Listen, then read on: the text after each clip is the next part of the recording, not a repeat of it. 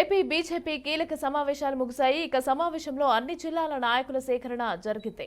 పొత్తులను ఉద్దేశించి కీలక వ్యాఖ్యలు చేశారు పురంధేశ్వరి.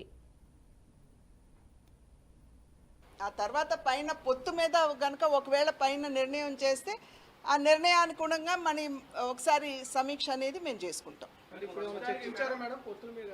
ఇప్పుడు కార్యకర్తలతోటి చర్చించింది కేవలం అక్కడ ఉన్నటువంటి అభ్యర్థులు సామాజిక రాజకీయ పరిస్థితులు మాత్రమే.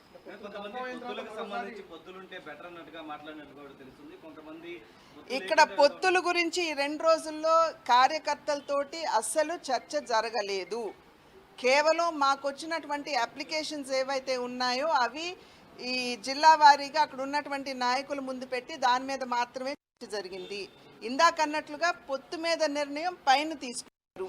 మా బాధ్యత మేము అన్నీ కూడా ఇక్కడ క్రోడీకరించి పైకి పంపించిన తర్వాత వారు ఒకవేళ పొత్తు మీద నిర్ణయం తీసుకుంటే మాకు తెలియ ఒకసారి సమీక్ష జరుగుతుంది.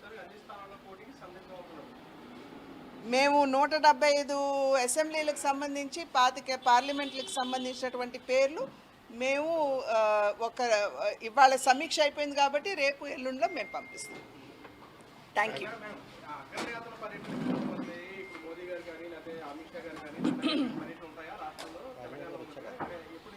ఆల్రెడీ రాజ్నాథ్ సింగ్ గారు వచ్చారు కదండి.